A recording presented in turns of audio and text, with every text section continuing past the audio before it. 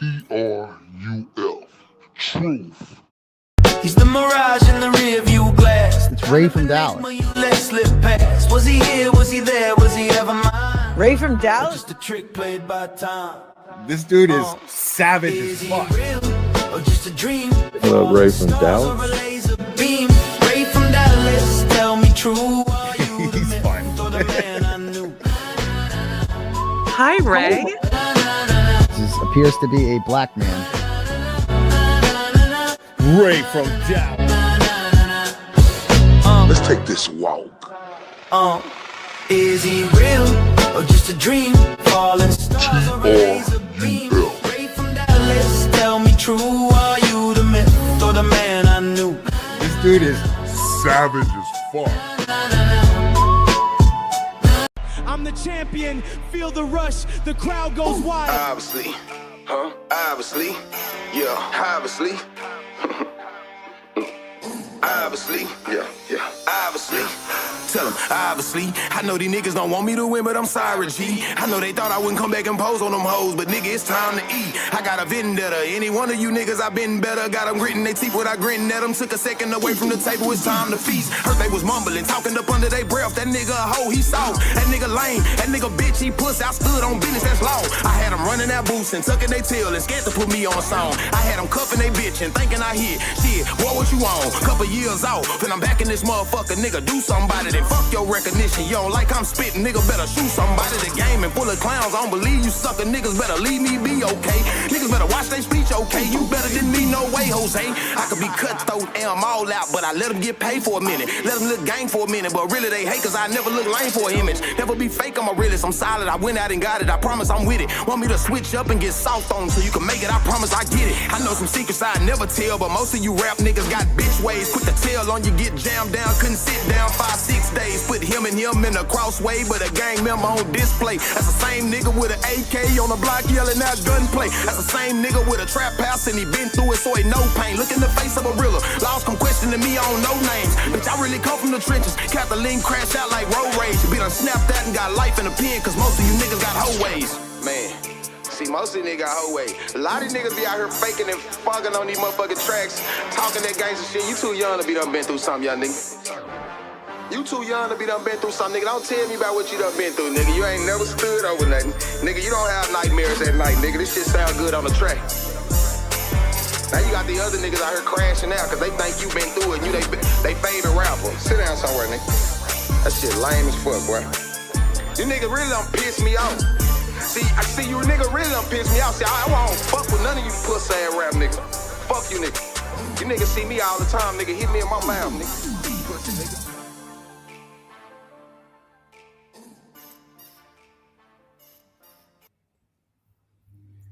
Man, shout out to everybody on here from that 214 where I'm at. Shout out to everybody across the states. Shout out to everybody across the pond. You are now rocking with RFD, a.k.a. Ray from Dallas. Salute. I want to tell everybody out here, man, I love y'all to death with everything in me, right? With everything in me. And if it wasn't for y'all, right, I wouldn't be able to do what I do. So I want y'all to know I really appreciate everybody on here from the bottom of my heart, right? And before we get this show started, you know, I love all y'all, but we got a super special guest tonight. But before we do that, and I announce the super special guest, let me turn up for y'all real quick.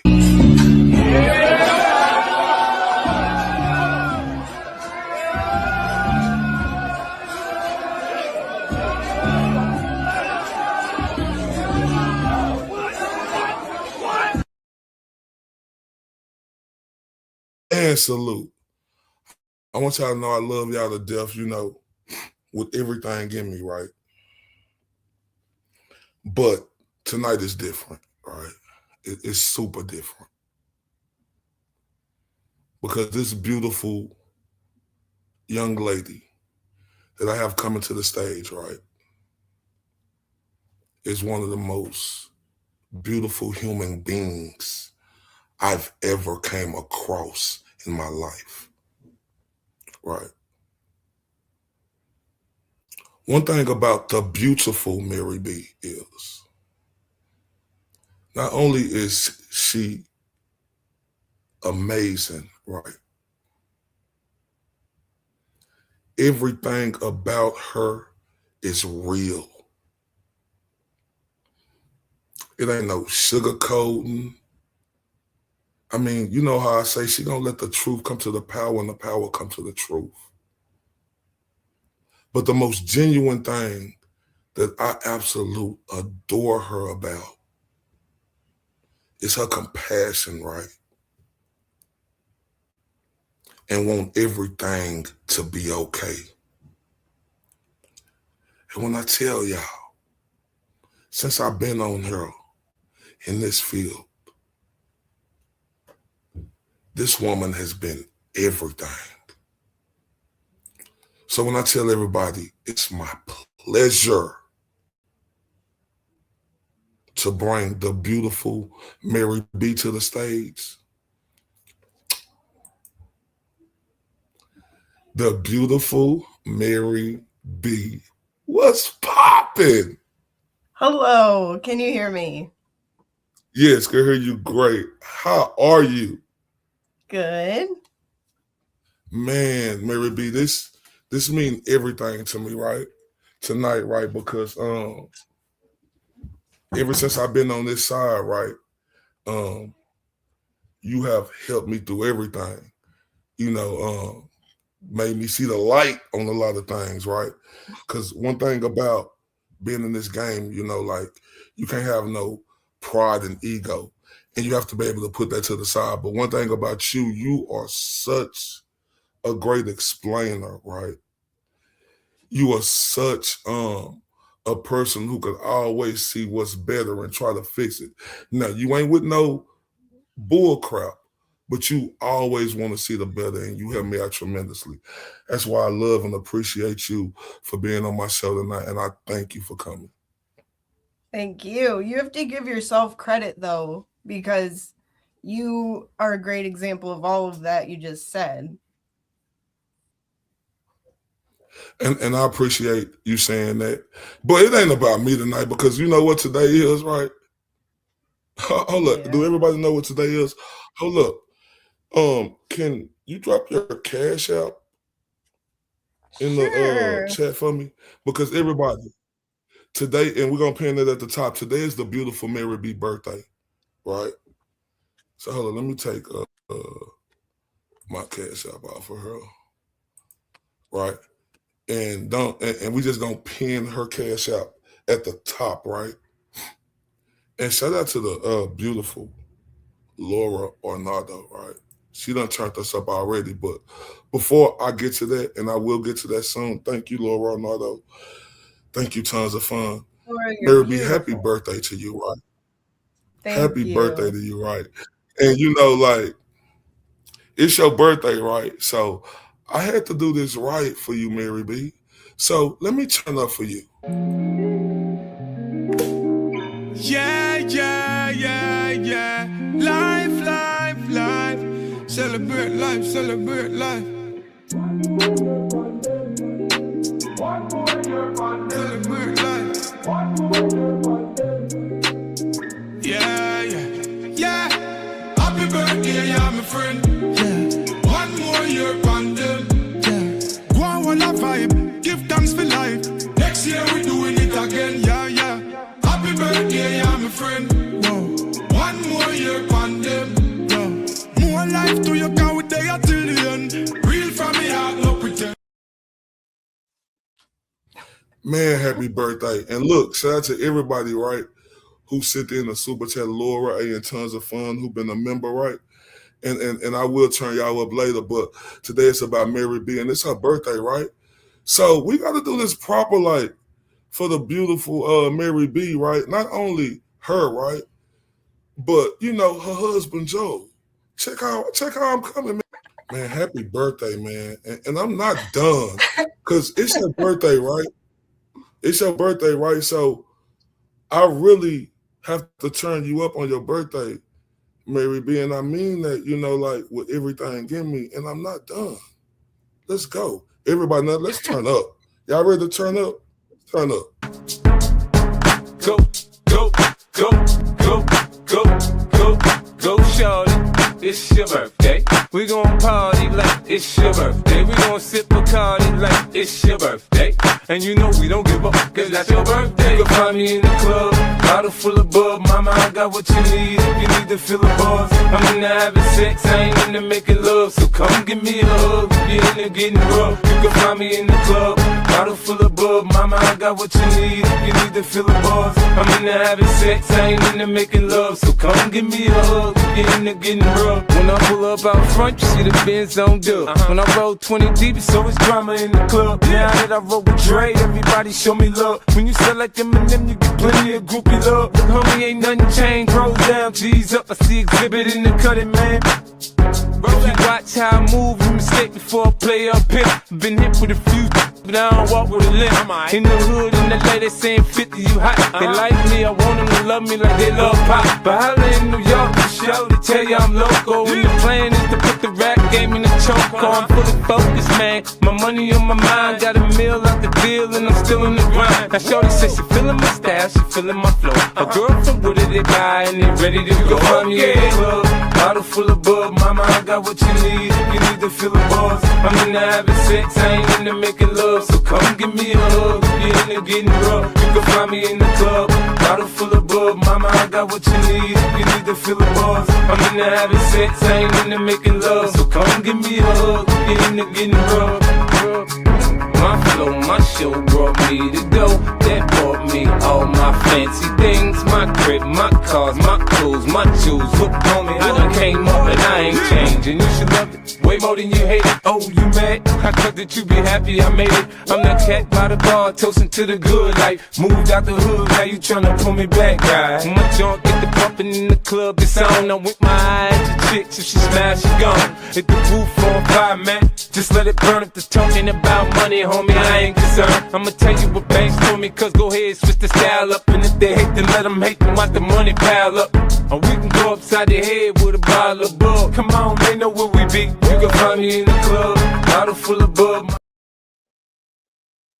Happy birthday, happy birthday, happy birthday, Mary B. And I got more, but I'm gonna do that later, right? I got more, right? I got more because we got to get into it, right? I just got so much appreciation for you, right? And I'm so happy that you came on here today because it's your birthday, right? And also, not only it's your birthday, right? You coming on here now to let everybody know that you're launching your new channel. So before we get into it, because I got a lot for you, Mary B, can you tell everybody about the launching of your new channel? Well, really, I'm just following after you because I'm just sick. I don't like bullies, and I want more positive voices in all this to remind everybody why we're in it in the first place. And tell everybody, and anybody, all the mods, please drop. Hey, did y'all put a cash app in there so I could pin it to the top? I'm sorry about that. I was turning up and I forgot. Y'all make sure y'all support Mary B. It's her birthday, man. Turn her up. Put that again for me, Mary B, before I continue. I ain't gonna do nothing else because I was on some other stuff right now. And I appreciate y'all, but don't worry about me. It's all about Mary B tonight, please. All about her. I don't want nothing else from nobody. Give it to Mary B. Her cash app is pinned to the top. Straight up. Now, I like that. Now, tell me, right, because this community right here, right, it's a strong community, right? So when did you learn about this community? April 2024. Okay. So in 2024, right, so let's get into it. What was the very first moment you heard about the case involving Karen Reed? Was it like news clips, social media post, or something, from Aiden Corney, aka Turtleboy, that made you stop and start digging deeper into it? It was actually Annie Elise, who I love and watch all the time. And the first report she did on it, I was listening and I'm like, dang, that sucks.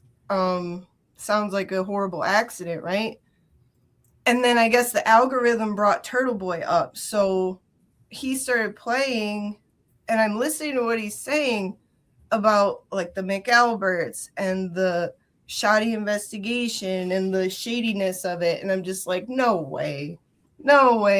There's no way this is that. Like, maybe Turtleboy's like connected to, like, that's his friend or something. So I basically was trying to find a way to see both sides of it. I said, there must be a whole other side to this than just Turtleboy's side. And then the other side, as I found out, was so much worse. Yeah, and I know we got a lot to get into. So you said Annie Elise.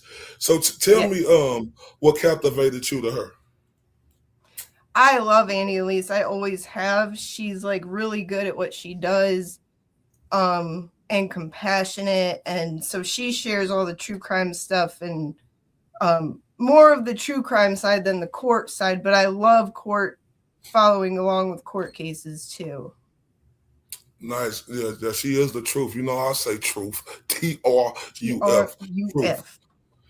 Now, another thing I see like you doing, like you the truth over there, like, because you know this, you know, I call her the Prince of Massachusetts, right? And Jimmy, aka Auntie Deb, like I see you like the valedictorian over there when it comes to the class. And Jimmy is so awesome and great. Tell me how that bond is with Jimmy and how you came to know Jimmy. Jimmy said earlier in the chat, I'm the student that worries him the most with my art, because it's something I've always done. I've always made like Photoshop pictures. But when he started talking about like these things he thought of, like my imagination just went, and then I just came up with stuff and he liked it, and it's kind of crazy, and it's just what he likes, and it's fun. I have fun doing it. No, you are not. It's not. I know you have fun, but it's a special talent, right? And I can't wait, right? You know, like to see that on your new channel and when you present it, right? I really can't wait for that. Now, I want to get back to, you know, like when you first found out about the case, like in the beginning, what did you initially believe happened in the case? Like, did your opinion change as you started seeing more evidence, interviews, or reporting?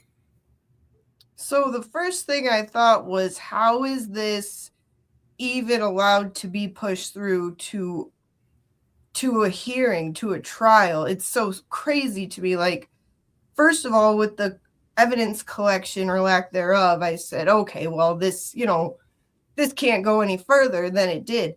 Then the text messages come up and I'm like, there's no way it could go any further. And then it did. And I said, okay, this is just wrong. Like, the way they were treating Karen to me was just like atrocious, because I have been in the court system myself, but I was guilty. But still, I got more due process. I was given my rights as an American, like treated with the rights that I'm afforded.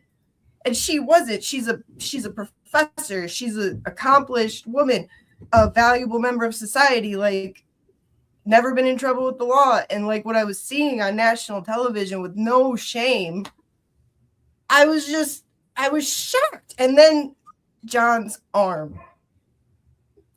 That's what just set me over the edge.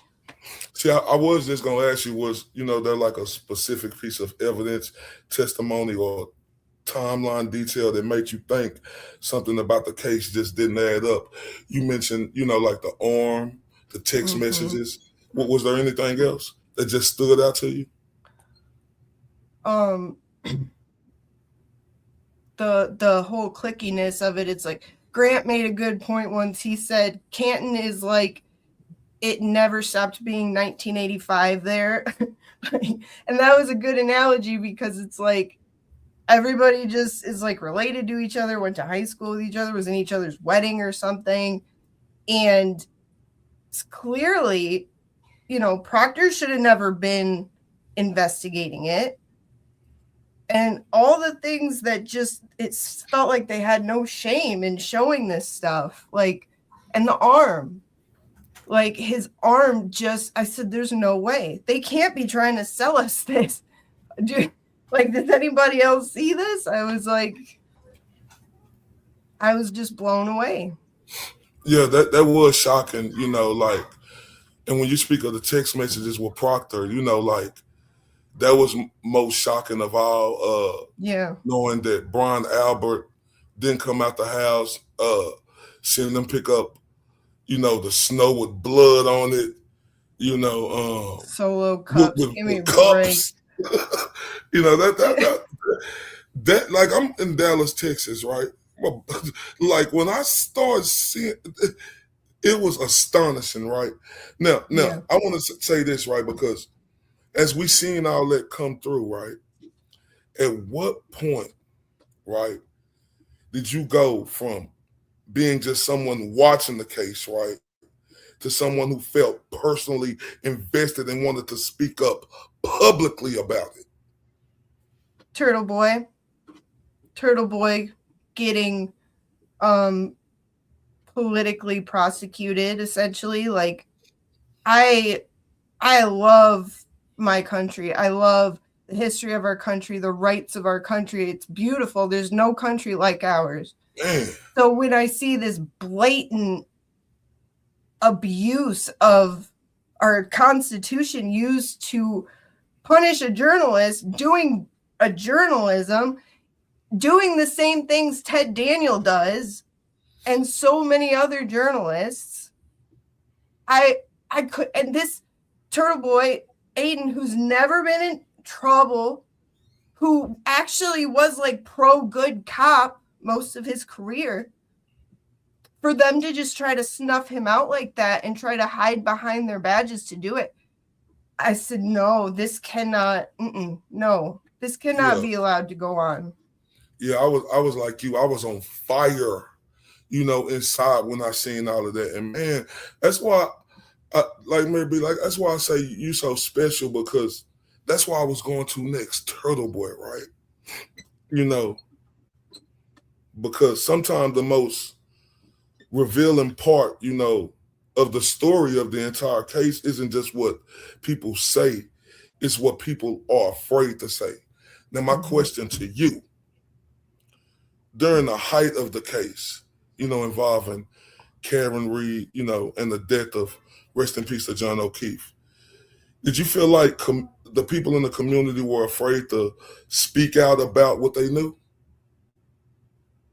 Yeah, definitely at first. I mean, especially in Canton or anyone around the MSP orbit. But like, Turtleboy changed that, and he did, like, he was the poster boy of our Constitution, like what our Constitution is all about. It's not about saying things, the freedom to say things that people like. And what else would you go say to people who were the cause of the unaliving of a decorated police officer like John O'Keefe? I mean, what else would you say? No, absolutely right. And oh my, and it's crazy you say that, right? Because I feel the exact same way, right? Because I want to ask you this, like, because when a award-winning journalist like the GOAT, aka Turtleboy, aka Aiden Kearney, pulling at threads, sometimes an entire system starts to unravel, like we've seen, right? Now, my question to you: do you believe that the reporting done by Turtleboy exposed something much bigger than one case? Something something about how power can influence and can operate behind the scenes? Oh, absolutely. That's why he's still in court over this joke of cases that he's facing.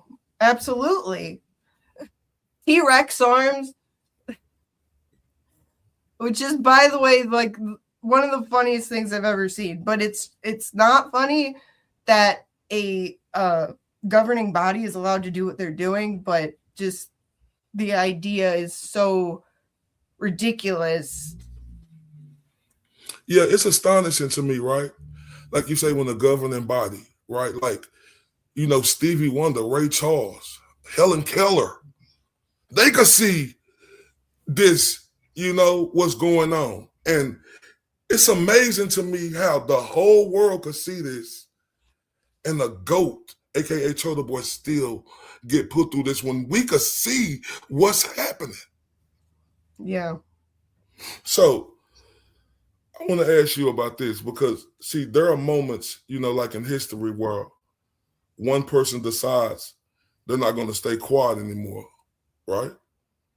So do you think, you know, Turtleboy, you know, if he hadn't kept pushing and publishing information, like the public would ever have questioned the narrative around Karen Reed that she did hit John O'Keefe? Absolutely. He was the one that changed that and exposed the real facts and the truth and actually fought against the narrative of a governing body, which is almost impossible. But he did it, and he did it fearlessly. And, you know, if he hadn't have done that, who knows what would have happened to Karen? Like you said before, like she would have been an Innocence Project. No, you know? Absolutely. And everybody, real quick, before we keep going, y'all, MaryB, the beautiful MaryB, the day is her birthday. Her cash app is pinned at the top. Man, y'all know MaryB is the truth. Please show MaryB some love on that cash app. It's her birthday. And look, before we keep going, let me go and do this right here. We'll be right back. Just give it a few seconds, MaryB. I got something else for you. Happy birthday, MaryB.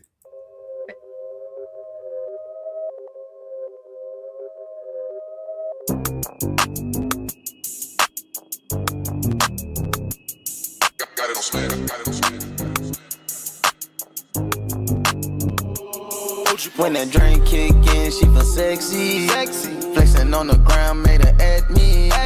Cash kicked in on the worst day. Quick capping, girl, you know it ain't your birthday. Hey, who birthday? Put your hand up, you get a purse back. If she bad enough, she get a car today. Hit that dash gate, hit that dash gate, hit that dash gate, ski. 50 bands to 100, get your racks up. So it back, get that cash off the Brinks truck. Happy birthday. Think we lost MaryB. Oh, there she go. Happy birthday, MaryB. We got you back. And I want to get to this right here because, you know, I got a couple of more questions about the GOAT before we really get into it, right? Because we know people often talk about courage, but we know courage usually comes with a price. When you look at everything that, you know, Aiden Kearney, aka the Turtleboy, has gone through, the arrests, the court battles, and the constant attacks, what do you think that says about the cost of challenging powerful institutions? Well, if you look back in history, like I love history, and this is just like one of those things. Great figures in history didn't get there easily. Ever. It was by doing things that put them in danger or put them in at risk of imprisonment or all sorts of things. And this is no doubt going to be one of those stories. This whole thing's going to be in the history books because it's astonishing. You so cold because I was just going to ask you this. I was going to say history has shown us that sometimes the truth only comes out because someone refused to back down. I think you answered this because I'm saying anyway. If the full truth of, about the case that they uncovered, right, was revealed, do you believe people will look back and realize the fight started because of Aiden Kearney? Yes. That's undeniable. Yeah, I hope so, right? Because, man, what the GOAT did, you know, it takes a special type of individual to do that, right? Yeah. Now, everybody, she been on the case. We found out, how MaryB feel and why she's so passionate, about this case. Now, we're going to talk about the origin of the beautiful MaryB. But before we talk about that, right, I got something to say. Right.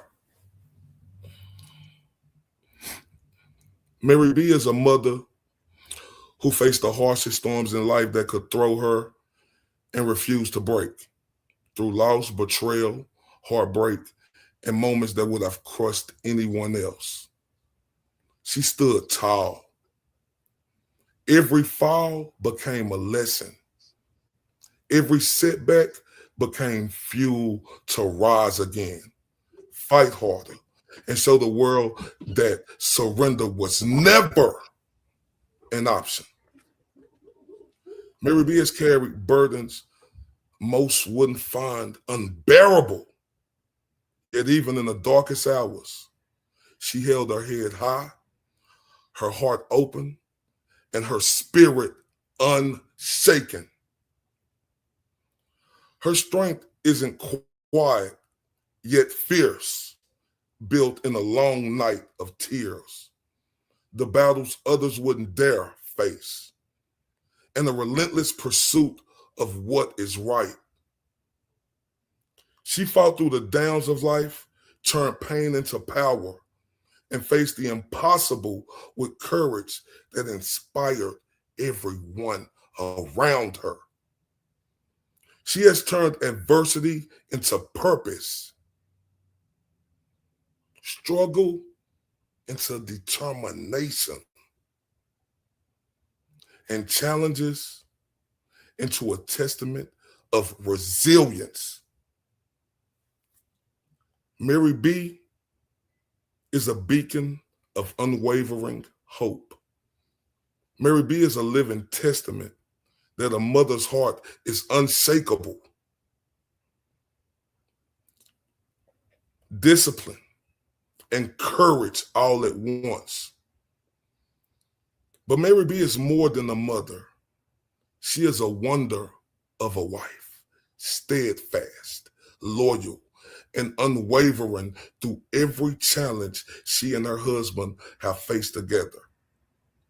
Through life's storms, she has remained devoted, loving, and endlessly supportive, showing that true partnership is forged in fire and strengthened by trust, respect, and mutual courage. She has been a source of strength, a safe harbor, and a guiding light through everything, proving that love is not passive. It is a daily choice to fight, to endure, and lift each other up. MaryB stands not just for her children, but as a pillar of integrity, courage,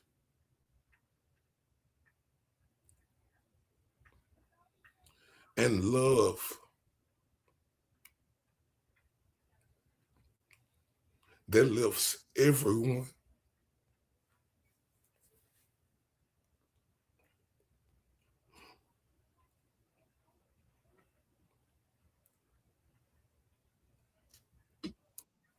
Fortunate enough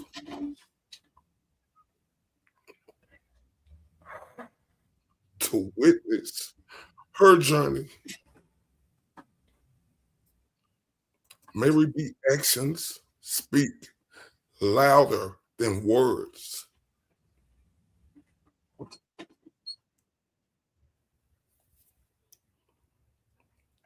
Her perseverance teaches that true strength is measured not by the absence of struggle, but by the ability to rise again and again, unshaken, unbroken, and unstoppable. MaryB is relentless.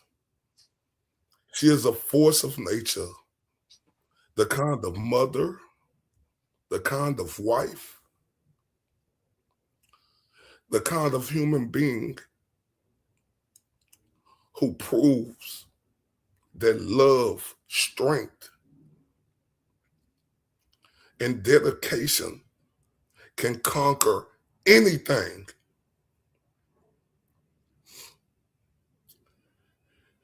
MaryB, life is a testament to the power of endurance, the brilliance of courage,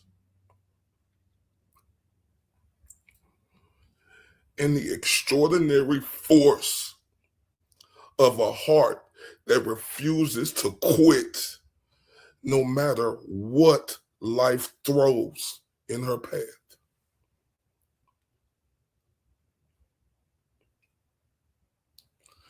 Y'all give me 1 second. Yeah, yeah, yeah, yeah. Life, life, life. Celebrate life, celebrate life. Celebrate life. Yeah, yeah, yeah. Happy birthday, yeah, my friend. Yeah. One more year on them. Yeah. Go on, one a vibe. Give thanks for life. Next year we doing it again. Yeah, yeah. Happy birthday, yeah, my friend. Whoa. One more year on them. Yeah. More life to you, can we there till the end. Real from me heart, no pretend. Oh, salute. Sorry, y'all. Got a little emotional. Because MaryB the truth.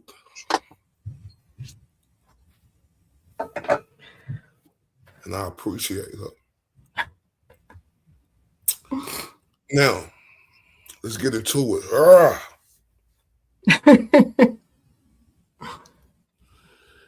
So what we're going to do, MaryB, we're going to start off talking about your backstory, right? Yeah. Can you walk, because you know everybody don't, like, you put it out there, right? Because you know when everything was going down, right? Me and you personally, right? Got doxxed. Yep. Right? Doing what was right. Right? And people knew. Some people knew. But a lot of people didn't know because people, you know, you're supposed to be able to do stuff on your own time. But it's nothing, you know, that you were ever embarrassed of. Like I told the goat, you didn't run from it. You ran to it. Right? And that's very honorable, right? I mean, so honorable, right? So let's talk about it, MaryB, so everybody can get to know the beautiful MaryB. My first question for you, can you walk us through what led up to the moment that you first got in trouble with the law? Well, that was so I've been in trouble with the law pretty much all my life, just doing stupid stuff. And then my last arrest was February 23rd, 2015. And it was a big one. My house got raided because I was selling meth and I was on meth and it was a mess. And so they took me in and I was going to go to prison. I should have gone to prison. I deserve to go to prison. Now, let me ask you this. Looking back now, do you feel like it was a series of bad decisions, like circumstances or the influences around you? It was just, I didn't have any direction in life. I didn't want anything better for myself. So I didn't really, like, I had never tried to get sober before. I didn't ever find a need to do it. And so I just didn't try. I just lived my life high and drunk all the time. Oh my. And I definitely, because, I have people in my family, like I spoke about my mother, she went through that as a child. That's why this is special for me doing this with you. Now, I want to ask you this. What was the moment you realized, you were facing real legal consequences?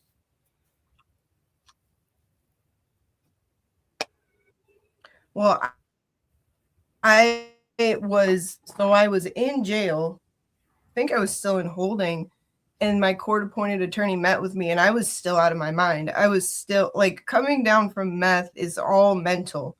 So I was just crying, sleeping. That's all I could manage to do. And so when he met with me, I was just a mess. And he said, I'm like, get me out of here.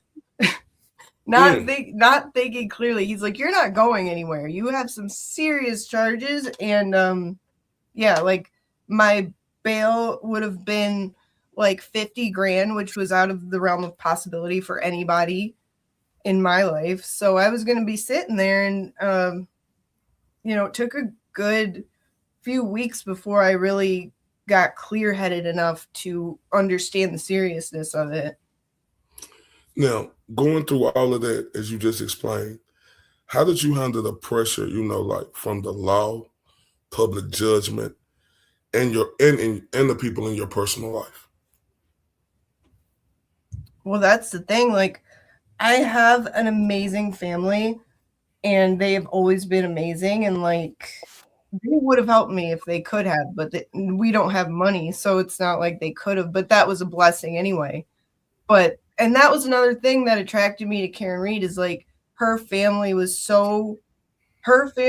exactly how my family is. They would have been there every day. They were there every single day, any court case.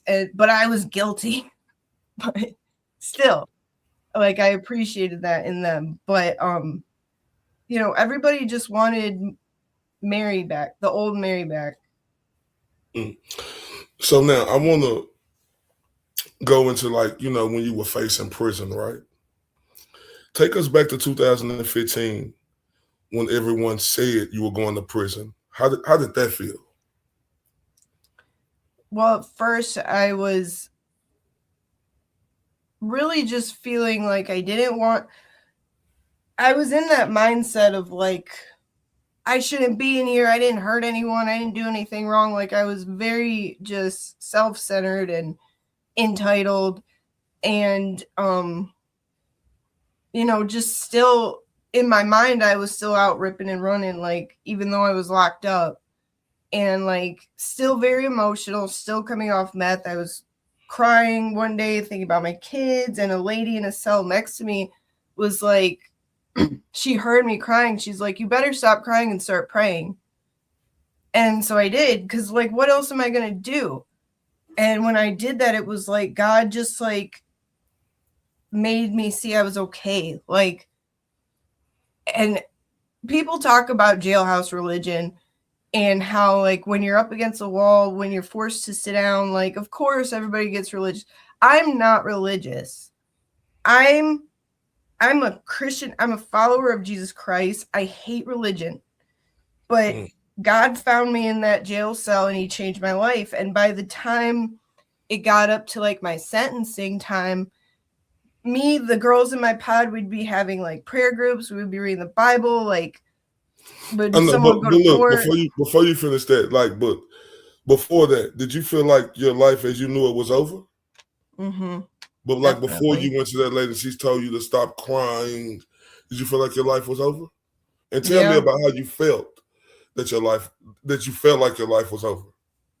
Yeah, CPS came and met with me. This was before, like, right in the beginning, they came, met with me. They're like, obviously, we're opening a case with you because you have children. You were selling meth in your house. Of course. Like, I was terrible. So I'm like, okay, I lose my kids. The house I lived in was going to be foreclosed on, obviously, because I'm not there. From what I had heard, like neighbors and miscreants around the neighborhood had already ransacked my house. So like, yeah, I did lose everything, and there was no getting out in sight. So I know you told me earlier, you know, everybody was saying prison, prison, prison, right? So what was the hardest part of hearing that prison was inevitable? Like you were going to prison and there's no other way back. What was the hardest part about knowing, like, I'm going to prison? Everybody telling me that. What was the hardest part about that? Just knowing I'd spend years away from my kids who I'd already traumatized, and my family who were picking up the slack for me, and like, because they didn't deserve that. So while going through that, right, and you say you start praying, right, everybody telling you it was inevitable, did you have like any hope that something could change? It got to where I really didn't, because my attorney literally said there's no hope that won't happen. And look, and I'm glad you said your attorney, right? Because your attorney called it a divine intervention when prosecutors recommended a program instead of prison. How did that feel, MaryB? Well, I had to first. I got to the place like when I started praying and like God found me there and started changing me. I had got to the place where I'm like, you know, I deserve to go to prison, and I'm trusting God, whatever happens to me. So it was in that frame of mind when, you know, I'm just being faithful. I'm just trusting God, like in the worst possible circumstance. I'm like, that's how you know it's God, because if I'm able to feel God's comfort and like be able to trust him in that circumstance, I'm like, I'll be good. Whatever happens, like I trust God. God's got my kids. You know, all I could do is try to be better. So when this happened, the prosecutor said she could go to treatment, agreed to it. My attorney was shocked. He said, I've been doing this 20 years. I've never seen that happen. It had to be divine intervention. I said it was. Did it like feel surreal to you to be given that second chance? Yes. Tell me about it. I didn't believe it at first until I actually got to sentencing, and they're talking about like the options, and I'm just like me? Are they talking about me? Because before this happened, CPS came and saw me again and said, like, we spoke with, like, we got word, you're going to prison. There's no ifs, ands, or buts about it. You're going to prison. So we're closing the case. There's no use keeping an open case on you. That's how sure it was. So. Oh, go ahead. I'm sorry. So, like, when I'm standing there, like, in my shackles at sentencing, and they're talking about treatment, I was just speechless. Just speechless. So, how did that decision, when they told you about that, change the direction of your life? Oh my gosh. Well, first, when I did get released, I spent the first 24 hours in tears because I couldn't believe where I was. Like, I got to see my kids that Sunday. I got to see my parents, like, and I got to be like, this program I went through is amazing. And it gave me a chance to like become the best version of myself, you know, and, you know, fill the requirements of probation, you know, drug test. I was going to be on like what they call lifelong probation, which is 5 years. But everything I was doing in this program was aligning with what they had for me to do. So, but it was so amazing. Just, it was like unheard of. So let me ask you this. Do you believe that happened because of fate, your support, or something bigger? It was God. God did it because I know, first of all, like, there's no humanly explanation for it. And, you know, also what God's done since then, like, I've been the most blessed to be able to help other people who are women who are in my same position and, like, be there for them and, like, support them and tell them I know what it's like. I know where you're coming from, and try to offer them hope. And that's why God does what he does, right? Because he doesn't save us just for us. He saves us to go out and spread that to other people, like, to bless them, Amen. not just for ourselves, not just to withhold it for ourselves, but to distribute it and, like, tell people about God, because there's a lot of people who don't have any hope, and God is that hope. Amen. And look, everybody, before we get into the next segment, I don't want nothing tonight. MaryB Cash App is pinned at the top. It's her birthday. Everybody, please support and show MaryB some love for her birthday. Cash App at the top. Don't give Nathaniel. Right? Now, MaryB, right? I want to put this up right here, right? Because I'm going to put this up right here. This is a painting or a picture you drew of your father, right? Yep. Okay, now, the reason why I wanted to bring it up, right, is because I want to talk about the unconditional love and your father's support. Let me bring this down now. The unconditional love and your father's support. Like you said earlier, even when facing the serious charges, you know, your father stood by you. Mm-hmm. What did that support mean? Everything. Like, both my parents are amazing, but I've always been a daddy's girl. And both of them would, but there's nothing he wouldn't have done for me. So was it moments where you felt like you didn't deserve that loyalty? Oh, yeah. All the time. All the time. Or at the very least, he deserved better out of me for what he was doing for me. You know what I mean? You painted that. Let me get back to that picture. You painted that. Was your father also an artist too, right? Oh, yeah. Yep. Oh, my. So I that's learned from him. Mm-hmm. So how did his belief, because I'm speaking specifically on your father, how did his belief in you help you keep going? He was like my backbone. Like, that's why fathers are so important. Like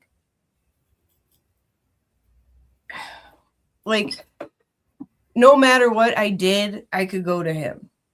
Like, no matter how bad I screwed up. And it's just like, you know, just like with God, you know, and that's what a dad is meant to be, is like another, you know, like kind of a mirror of what God is to us, our Heavenly Father. No matter what you've done, just come home. And that was my dad. Now, earlier, you said, like, your father's support reminded you of, you know, like Karen Reed and her father. Like, how so? In depth? I could see it, like Mr. Reed. You can just see it, especially when you have a dad like that. Like, it just touched my heart so much to see him. No matter what, he was sitting there right behind her in court every single time. And he would, anytime he's on camera, anytime he's speaking to anybody, it's, you know, he rides for his daughter. And that was just so beautiful to me, because that's what the world needs more of.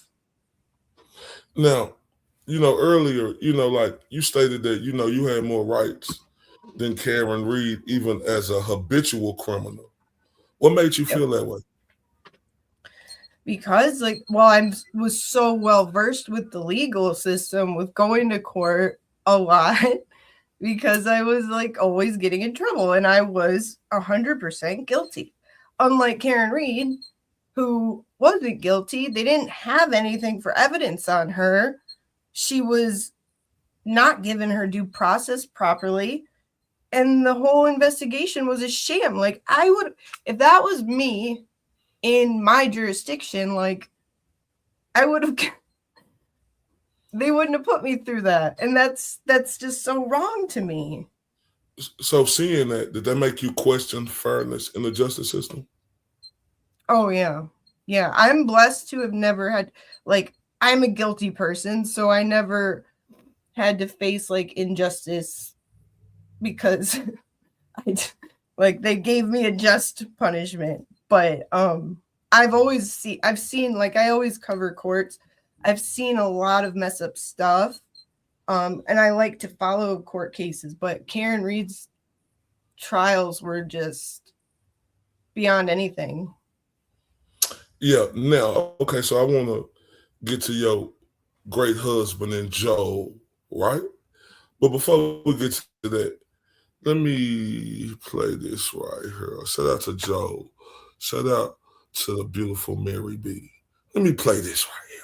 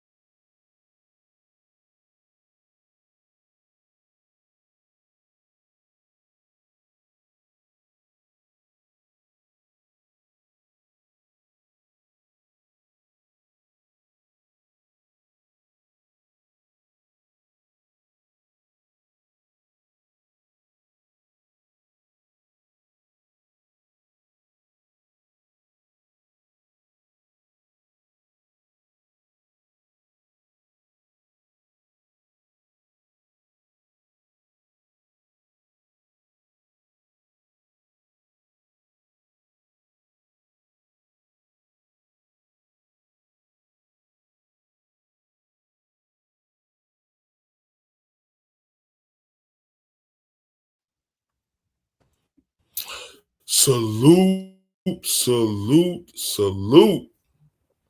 Man, shout out to MaryB and her husband, Joe. Shout out to Joe, right? Shout out to Joe. Salute to him, man. For real. Now, I want to ask you this. How did you and Joe first meet? So he got to go through the program that we went through. It had a men's and a women's part, and we actually came in 10 days apart. Okay. So let me ask you this. What was it about him that made you feel he was different? Well, first, his nickname, I didn't tell you this, his nickname was Big Country. Okay. I liked that a lot. But, and I was you're not allowed to look at the men, right? And I was on probation. So I was so scared of like getting kicked out or getting in trouble. So I didn't look at him until we got to the end of our program time. And we laid eyes on each other in there's like a little class at the end of the program that helps you get ready to like go out into the job world. And the men and the women do it. And like we got paired up in an activity. And my friend who was in the class with me said she looked over and she literally saw sparks. Like, sorry about my dogs, but yeah, we love the animals. Man, let that dog bark. We love them. But yeah, like from that, and he was respectful. Like, and honestly, I wasn't looking for anybody. I wasn't like that was the last thing on my mind, especially given my track record. But he was respectful. He had manners. He like acted like a gentleman, and I was like, okay. All right. Well, all that said, when did you realize Joel was someone you could build a life with? When he introduced himself to my dad, and at that time, we weren't even technically allowed to like speak to each other just one-on-one yet. We had like a month ago, but he went and introduced himself to my dad first before he even really formally spoke to me one-on-one. He introduced himself to my dad and said, "Hello, sir, I'm Joel, and I'm interested in your daughter." Man, hold up. Man, shout out to Joel. That's how I did it with my wife. I went to her granddaddy because her granddaddy and her granny raised her. I went to her granddaddy and said, "How you doing, sir? My name is Corey." Right? Now, let me ask you this, right? Since being married in 2017, what moments strengthened y'all bond the most? Okay, when we bought a house together. When we moved into it, we spent all day, and it was like 1:00 in the morning, maybe. This sticks out to me. And we were exhausted, and like I was just emotionally and mentally drained. It was in February, so trying to move a family of 6 in February was like traumatizing. And so I just wanted to like shower and lay on the mattress that we had so far. And we're running the water, and the faucet or spigot thing at the bottom just shot off, right? So I was like, oh no. I started like crying. So Joel held it so that I could shower. And we were both just bone tired, like just couldn't even lift anything anymore. But he just held that for me so I could shower. And that was just so sweet to me. Man, that's wonderful. Let me ask you this, right? Because, a great man ain't great without a great woman, just like a great woman ain't great without a great man, right? But, how has, let me ask you this. How important is it to support your other half even when life isn't easy? Well, you have to realize that, our vows were taken before God. Like I promised to love him. He promised to love me in sickness and health on the difficult days. And like, I'm not so easy to live with either. So you have to learn how to accept the differences in each other too. Talk to him, MaryB. Well, we went through we did a lot of reading, like different books about like how men and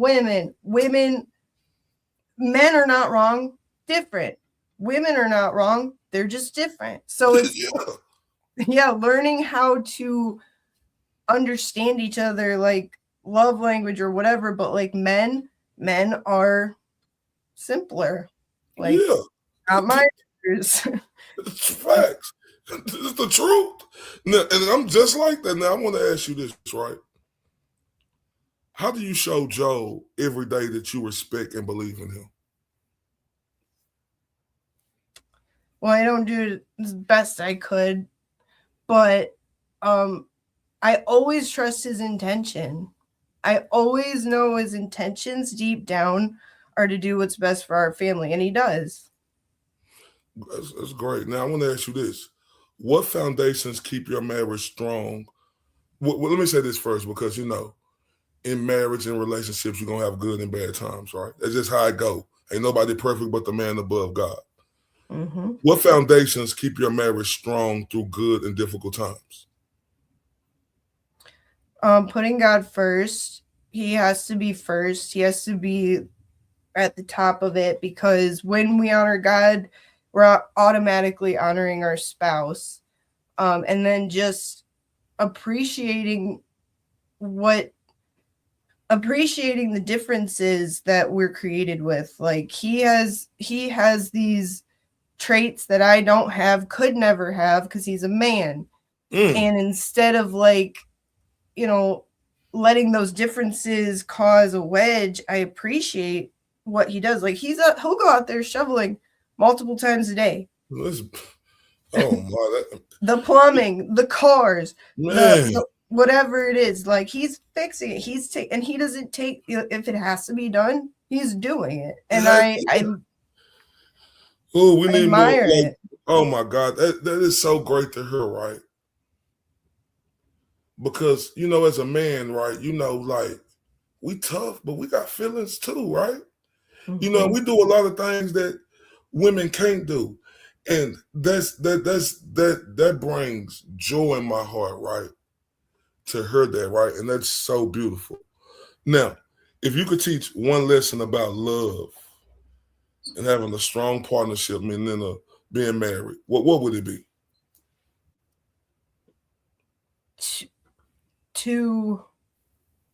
For a woman, be nice. Like be what you're meant to be as a woman. Men are out all day long. The world is beating up on them, and they can't take a break. They can't take an off day. They can't go like take a mental health break about it. They got to keep going. And so when they're married to somebody, it's because that's their soft place to land. Man, boy, you the realest MaryB. Oh my God. Boy, this is church right here. And you know, I hope a lot of women. Joel's listening though, and he might be like, whatever.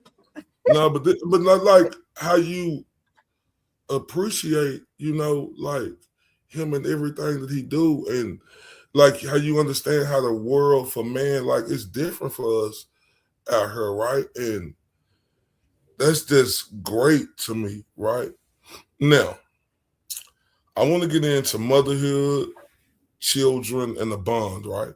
But before we do that, we're going to take a quick break, MaryB, and we'll be right back.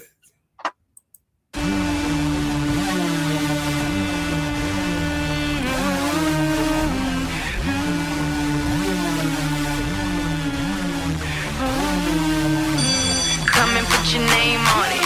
Put your name on it. Come and put your name on it. Your name, but you wanna put your name on it. Put your name on it. Come and put your name on it.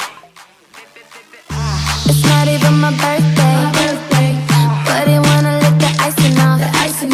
I know you want it in the worst way. Can't wait to blow my candles out. He want that cake.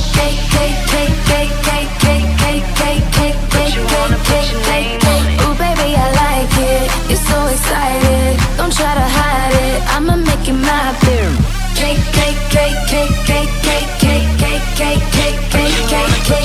I know you wanna bite this. It's so enticing. Nothing else like this.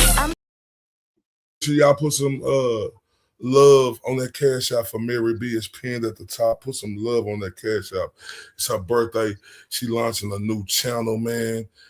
So exciting, because I tell you, she one of the smartest people I know, and I'm telling y'all, right, when she do her show and start her show, y'all gonna see why she is gonna be great, you know, at what she do.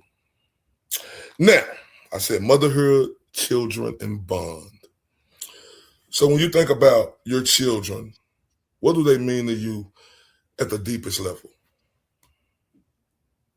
Well, what I learned when I was unable to be there for them because of my choices was that they are God's children first, just like I am.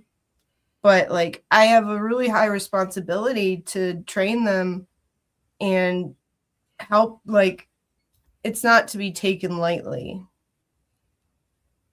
Oh no, definitely agree with that. Now, how did having children, and going through what you went through transform your priorities and purpose after, everything was cleared up and you were in a program and everything was going great? Well, one of the beauties of the program I was in was they had parenting classes. And when my kids got to start coming to stay with me, I could spend like one-on-one time with them and get to know them again and they got to know me as the mother I was supposed to be. And that changed everything. But I never lied to them. So let me ask you this, right? Like when it comes to your children, right? Like, how have they been a source of your strength and motivation? Because what they went through before, no kid should have to experience that. Like they didn't have the mother they deserved for a long time. So I made a promise to them they would never have to deal with that again. And I'm fully accountable to them for my mistakes because I think that's important. And they're not stupid. They know what's going on. They knew what was going on then. And so, I said, this is what I did. I messed up real bad. All I can tell you is that from now on, I'm going to do everything I can to be the mother you deserve, and I will never take you back to that place again. Now, I want you to know, I want to ask you this. What would you want your children, to know about how deeply they are loved by you? That there's nothing they ever have to be afraid to tell me. And they know that because like they'll even say like, what were you doing when you were 17, Mom? That's right. A great point because like our kids are amazing, like well-adjusted, smart, working hard in school, like doing everything they got to do. And like they've straight up said like, or my oldest has said, I don't want to end up like you. So that's fine. Man, shout out to the Mr. Michael B. He said, I never imagined I would be blessed with such an amazing, good-hearted wife and so beautiful. He said, jackpot with 4 exclamation points. Hold up real quick. Stop playing with me. Let me turn up for him. Hold up. I got to turn up for him. Yeah.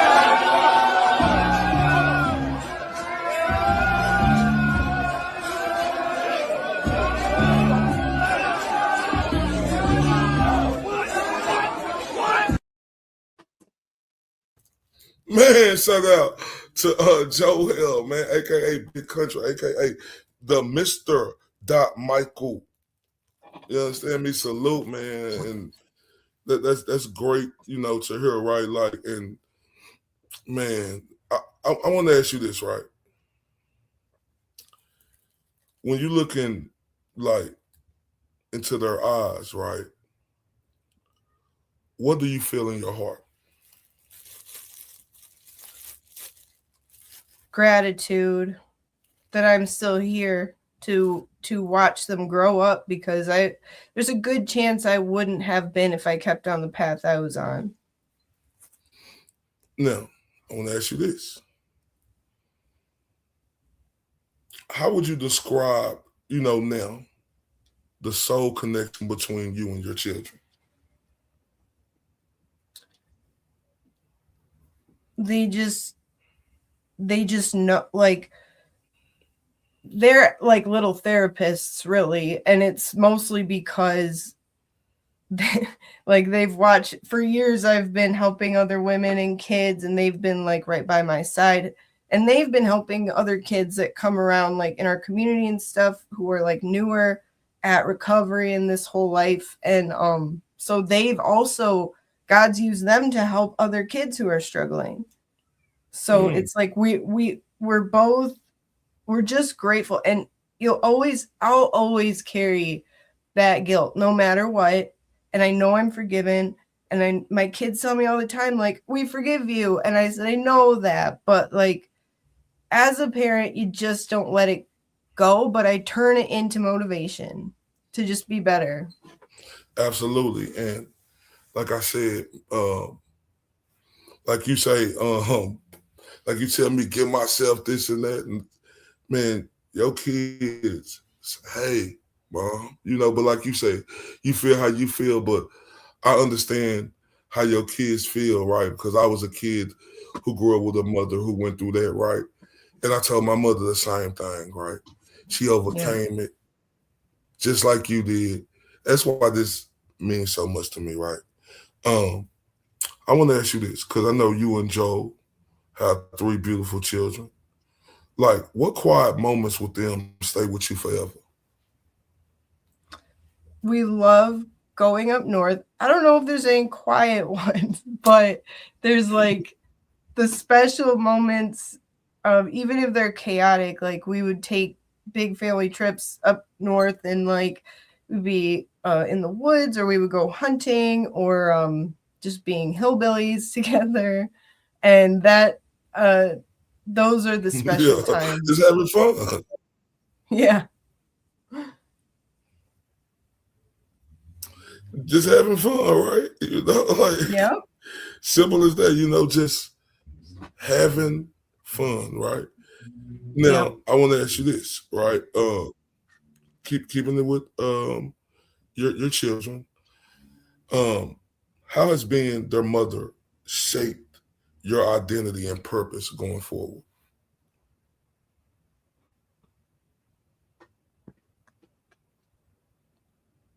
Well, they didn't choose to be here. I brought them into the world, so what I do has to, be about them, what's best for them now. And I didn't live that way most of the time. So now I've learned, or like now I have, got the discipline and got the, just stopped being an idiot about it and think like, how's this going to affect my kids? What is best for my kids? Being there for my kids, anything I could do for them, because that's what kids deserve. Man, absolutely. Now, Mary, the strength, like I say, the endurance, right?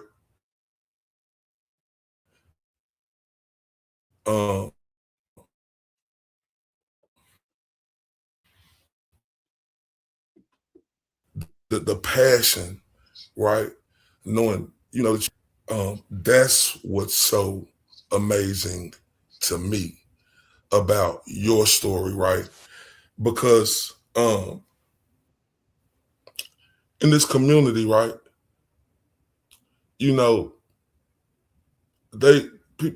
they thought that you would be ashamed, of your past, right? By doxing you, right? And like I say, you walk through the fire and show them, I ain't afraid of nothing. Everything was a lesson. Look at me now. Yep. What do you think about these scumbag people who dox people, do some of the most hideous things that there could be? I think they're lizard people secretly, but really, like, what does that say about you that, you choose to go onto the internet and like in debate, or like just be a part of a contentious topic with people, and you can't win by your own merit and debate skills, so you find out who somebody is through grimy, backhanded means and then put their face out there. Like, that just shows how weak you are and how you can't hold your own with healthy debate, or like, even if we're just having fun, like that's what the internet does, right? The internet is not for the faint of heart, but going real life, first of all, there's something very wrong mentally, and it just shows that you're weak and you can't hang by your own merit. I think it's very disgusting, right? And the lengths people will go, right? But the bond of this community, right? And how we all came together. Can you talk about that? Yeah, like I would watch, I'm watching from Michigan, watching this incredible movement taking place in Dedham, and I'm just amazed by it. And at that time, thanks to Aiden, I had this idea that like everybody was working in harmony, everyone was working together for the same cause, because that's how he fought for it to be. And even if it wasn't, that's how he wanted it portrayed. Like, he didn't want to waste time with like squabbling with other people, because there were bigger things at hand. There were more important things. And, and to see everybody outside, like Erica, Dina, like these people were out there every time, never fail, keeping it clean, keeping peace with the officers outside, like not there to cause trouble, but there to like exercise their American right to peacefully protest. And boy, did they. When I saw them holding up the sign, the love sign, when they were told they couldn't be making a bunch of noise, I was just in awe. Like, it was beautiful. It was just a beautiful thing. It just moved me all the way from over here. Like, and I saw like Erica, Dina, they weren't on like camera all the time. They weren't like, and I was like following like the Turtleboy pages in the groups, but like I could see what they were doing. They were behind the scenes, they're organizing everything, like the really hard work, the things that you may not always see them doing, but like, and not just them, but so many people were working to make this happen, and it just inspired me. Yeah, and speaking of the boots on the ground, right, they were very instrumental. You speak on Erica, they like to put that. You speak on Erica, you speak on Dina, Tom CPU. It was a lot of them. Scott McGinnis. It was a lot of them down there. I don't want to miss no names. I'm talking about all of y'all, right? Mm-hmm. All of y'all. They presence. Can you talk about how they presence and how they was a game changer in this movement? Yeah, like, and when Erica, when I saw, that was another thing for me. When Erica got arrested, there was a fire in me that just erupted. Like, I hate seeing our rights be abused. I hate bullies. I hate tyranny. And that's what it was. When I saw Erica getting arrested, when I'd already been seeing the stuff she was doing, I was angry. Like, how can you, these people are making this entire movement happen lawfully, respectfully, and for her to be arrested for a sweatshirt, that's the most un-American thing I've ever heard, and it made me mad. Oh my God, right? Like, that was the most hideous thing I seen too. And like Erica, right? I'm so happy she started her own channel, right? Me too. Because, like what she brought to the table, I'm just speaking on her specifically, right? You can see the loyalty. You can see the passion. Yes.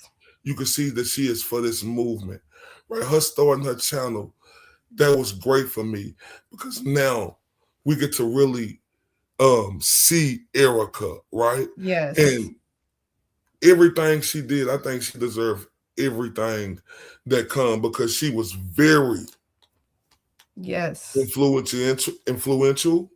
She was very loyal, and she stood on 10.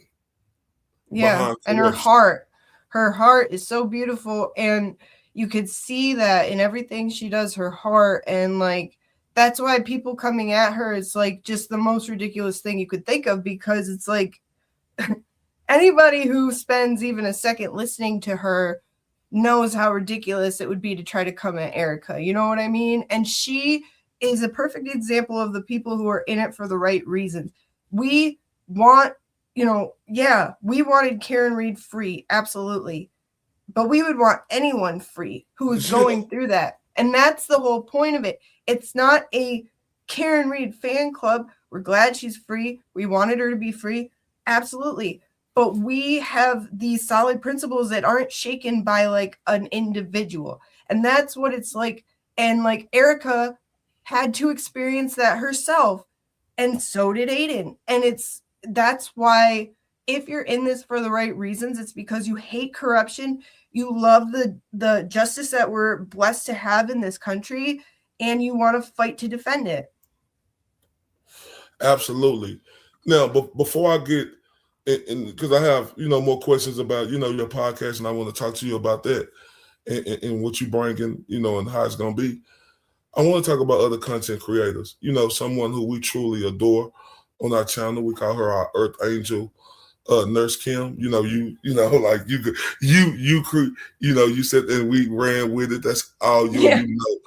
Earth Angel, Nurse Kim, would you be mine? Hold up, man, hold up. But I'm just saying, I'm just talking. But the tiny Kimmy on your shoulder. Yeah, tiny Kim, like Nurse Kim is like so great at what she do. Tell me what absolutely gravitated you to Nurse Kim. She's so smart. First of all, the knowledge that she has like with her career is another angle that I hadn't heard anybody bring to the table. And she's insanely funny and adorable, and her heart is beautiful. And she, everybody has their own special angle or way of their own perception of this that is valuable. And that's what I love the most about Nurse Kim is like most of my family, like all my aunts and stuff, they're nurses. So every time I see them, they'll either diagnose me or they'll like tell me what I got to do to get better, or like ask me something about something, and but like they know their stuff. And the medical part was so important in this case, that Nurse Kim knew exactly how to break it down. Man, absolutely, man. Like when Nurse Kim come on, like everybody running and watching, and not just Nurse Kim. One person who I respect to death is the beautiful Jess Machado, right? Because she is first smart. And man, she brings a lot to the table. The information, she bring the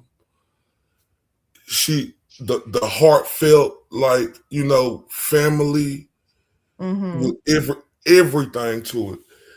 Tell me the things that you adore about the beautiful Jess Machado. She was actually a huge inspiration, like her and Jeff specifically. Like I loved seeing her and Jeff, or Jeff just like pop in the chat and like modding for her, just like talking shit to her, like, but like, that's how me and my husband are, like we just bust each other's balls, like that's our love language. And it was just adorable to me. And she has no filter, and she's hysterical. And who has been more like attacked, like in such a vile way online? I mean, the things that have been thrown at Jess, and she just keeps it rolling, just keeps it moving, doesn't let it affect her. In fact, it's only helped her like soar higher and higher, and she's killing it. And like, that is just incredible. She's an incredible person. And another one, I don't want to leave anybody out, but another one is the beautiful Emily C. Like, she is great at what she do. Can you tell me what gravitated you to her? Oh my gosh, her skits. First of all, Hank Breenan skits, Hank's diary, reading Hank. She's funny, but she's funny in a way that's like low key, like when you least expect it, she's like, she just strikes you with like this wit that is so funny and like dry humor. But and then Jimmy was saying at the last Wilbur that she killed it at the roast of Turtleboy, and that's awesome. That's awesome. I got more to get to, but you know, the one who taught me, right, during this case, right, you know, the one person who I respect with everything in me, and we call her the Queen, Melanie Little.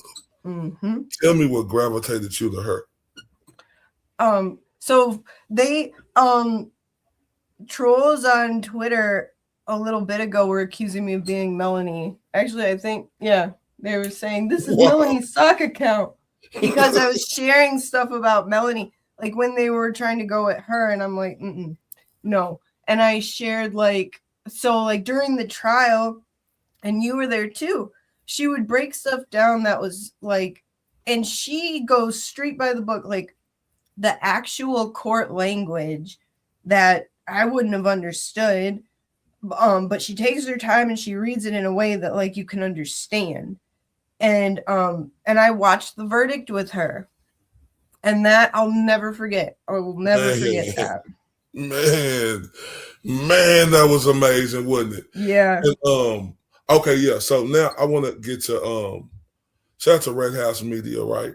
Because see, on here, you known as the other MaryB, and shout out to the beautiful MaryB of Red House Media, right? Can you tell us the origin of that story?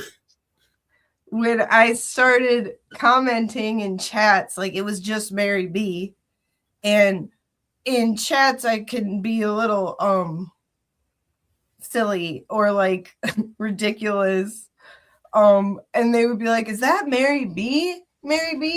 And so to differentiate and not sully her good name, I decided to change it to the other MaryB so that, you know, because she's the OG MaryB. Yeah, she's the truth too. Now, I want to get to Maza, man. We big fans of Maza over here, right? Like Maza is the truth. Love Maza to death. Can you tell me what gravitated you to him and what do you like about Maza? He should be nominated for sainthood for me, but also like just the purest intention of like, he hates injustice just as much as anybody else, but the way he turns that into motivation to encourage so much community support and like financial support, just keeping people aware of it, tirelessly spreading awareness about injustices is incredible to me. And he doesn't get in the mud. Like, he's the kind of guy who he'll get along with anybody as long as you're down with the cause. He is like, that matters more to him than anything. And that's what I respect. Another thing I respect about Maza, right? You know, I remember when the GOAT was doing his fundraiser and Karen Reed was doing her fundraiser on the same night. Maza was keeping up with both fundraisers. Man, how amazing is that? Yeah. And his reason for doing it was because he likes to show what we can accomplish. Like, it wasn't comparing anything. He's into showing what the public can do when they work together. Man, absolutely right. And I want to talk about the Broken Baker, man. He one of the best in the business, do it. Our guy from across the pond, you know, one of the most genuine dudes. You know, he thorough as they come, and he funny as hell. Oh my gosh. Can you speak on what gravitated you to the Broken Baker? So he didn't even just do Karen's case. Like, and I love watching court cases, right? And he would play like a whole day of like trial. And I love that, right? Because I would listen to it like while I'm at work or whatever, and then he would stop and take questions, and he would like actually interact a lot with us, which I really enjoyed. But he really knew his stuff, but he was so funny. I'm really into that dry sense of humor, insanely dry sense of humor, and I just love him. He's so funny. Man, one thing about the Broken Baker, man, like I said about a lot of people, he got all the corners covered. He could bring you everything. Like you say, from dry sense of humor to being absolutely hysterical, to people being as malicious to him and him letting it fly off his shoulder, or him being as fierce. He has everything. And when it comes to Broken Baker, I think he's one of the best in the business doing it. Clear cut, no debate. You agree? Yeah, without like people will like talk shit to him, and he will take him out with just one little phrase without barely even not even raising his voice. He'll just say a quick little like comeback, and it's like done. It's like his jokes are just like one and done. Now, I want to get to the OG, the triple OG El Jefe, Mr. Will the Glare himself, right? Because that's where I first called this show, and like me and you, like we got acquainted on there, like when we first knew of each other, I guess, right? Man, the OG is the absolute truth, right? And I mean that with everything. Again, be like, when I say he one of the best in the business, and when I say like he's a hard man to compete with, because that guy right there knows everything. And I'm talking about like the way he could just take something, run with it, the way he could be petty, the way he could be intellectual, just everything. What gravitated you to the OG, aka El Jefe? Well, I started watching him during Karen Reed, and I didn't interact a lot, but like I wanted to get everything I could. And then I would like he's not afraid to like say, well, he likes to be the benefit of the doubt or give people the benefit of the doubt, play devil's advocate. He does not care if people don't like it at all, and I respect that. And then petty streams. The petty streams are just like brighten my day. Like I watch the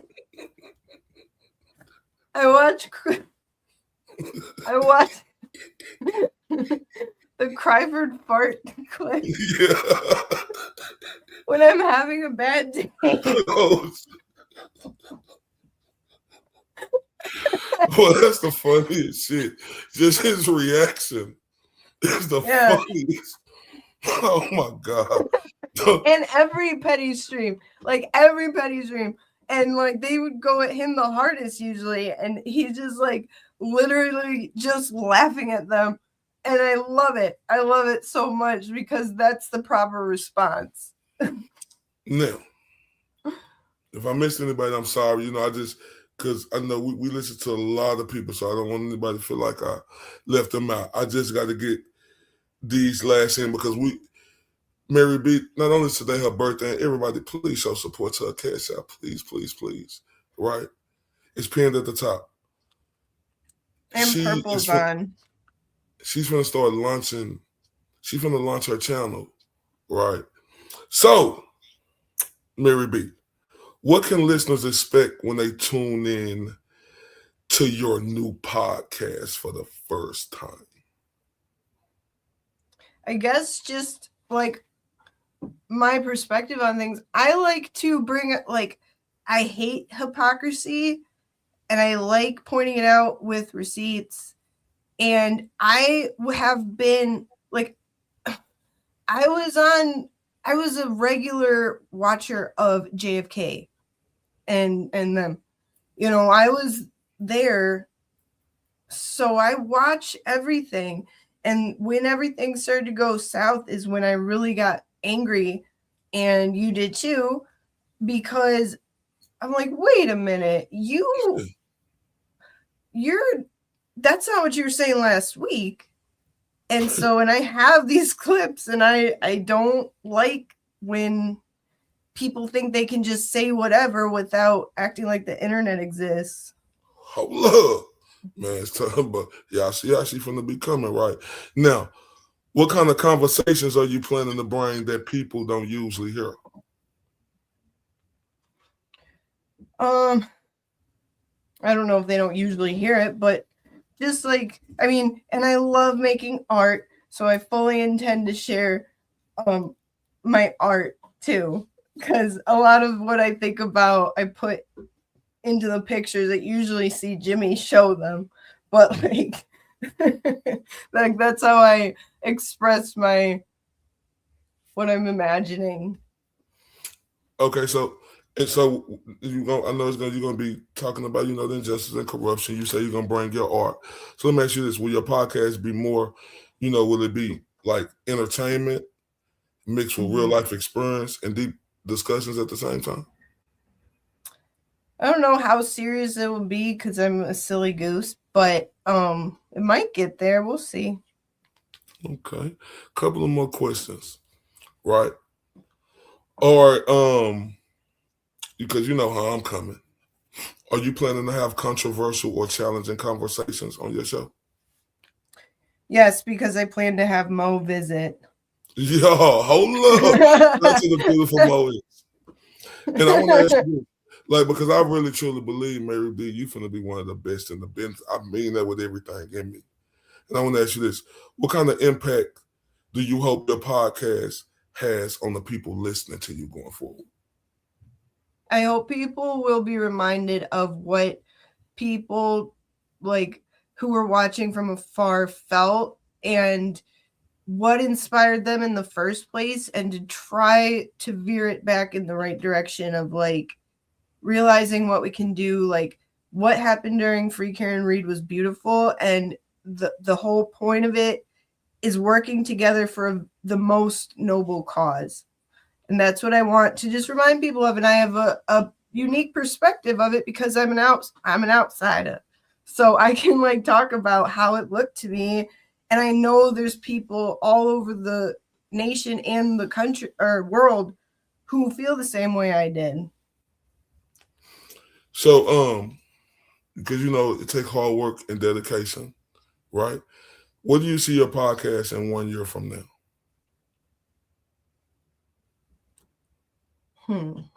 Well, I really admire the way Jimmy does his. If he just needs a few days break, he just takes it. That's pretty cool. But he can do that because he's the Prince of Massachusetts. So Prince of Massachusetts. Last question, right? If someone only listens to one episode of your podcast, right, what moment will make them say, I need more?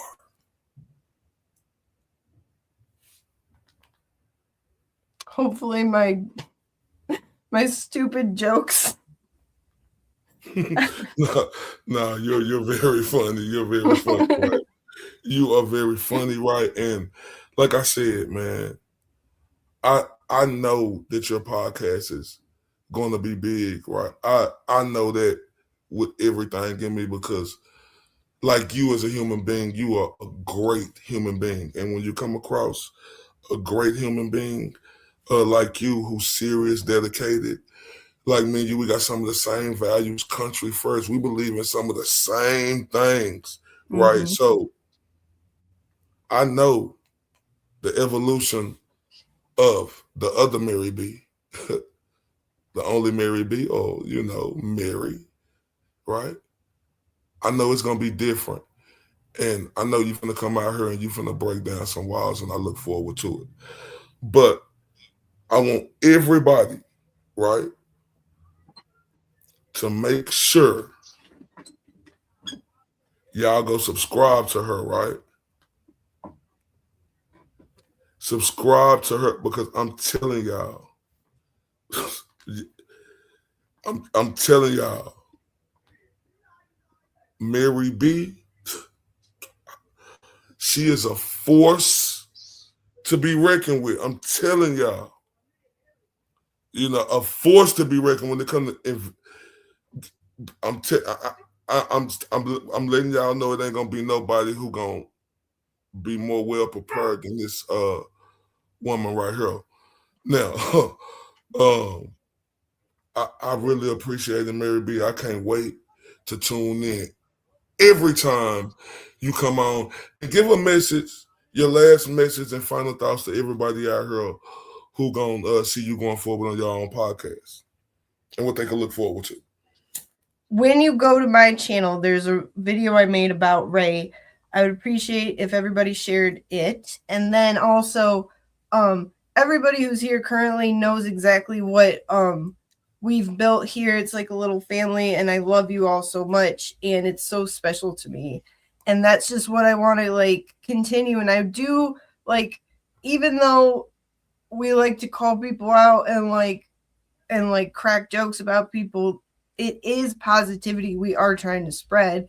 And that's what I want to do. I want to like continue to spread camaraderie, and you know, even the people who messed up have come back around, and we don't hold on to stuff. We don't hold grudges against people. Like, what's most important is what we're going to focus on. So, you know, anyone's welcome as long as they don't act like a dick. And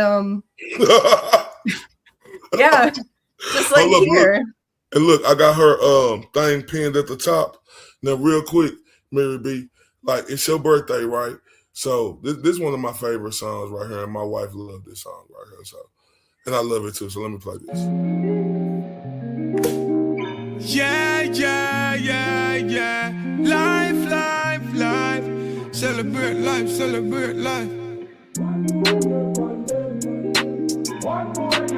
Celebrate life. Yeah, yeah, yeah. Happy birthday, yeah, my friend. Yeah. One more year on them. Yeah. Go on, one a vibe. Give thanks for life. Next year we doing it again. Yeah, yeah.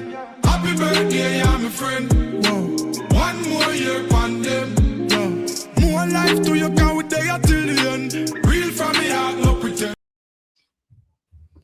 Man, we love MaryB to death over her, man, and I hope everybody go sub to her channel, because, man, every time she come on, I'm going to show up and show out, right? Because MaryB is the realest, and she going to speak nothing but the truth, the whole truth, and nothing but the truth. MaryB, I appreciate you so much with everything in me. Everything I say about you, I mean it from the bottom of my heart. Shout out to you. Shout out to your husband. Shout out to your entire family, your children. You know, I wish all of them the best. And I thank you so much for coming on the show tonight. Thank you. Thank you. See you all at Purples. Yeah, let's go. Hey, y'all, don't meet us there. Beat us there. See you over there, MaryB. TRUF. Truth. He's the mirage in the rear view glass. It's Ray from Dallas. Was he here? Was he there? Was he ever mine? Ray from Dallas? Just a trick played by time. This dude is savage as fuck. Or just a dream? What up, Ray from Dallas? Ray from Dallas, tell me true. He's fun. Hi, Ray. This appears to be a black man. Ray from Dallas. Let's take this walk. Is he real or just a dream? Falling stars or a laser beam? Ray from Dallas, tell me true. Are you the myth or the man I knew? This dude is savage as fuck.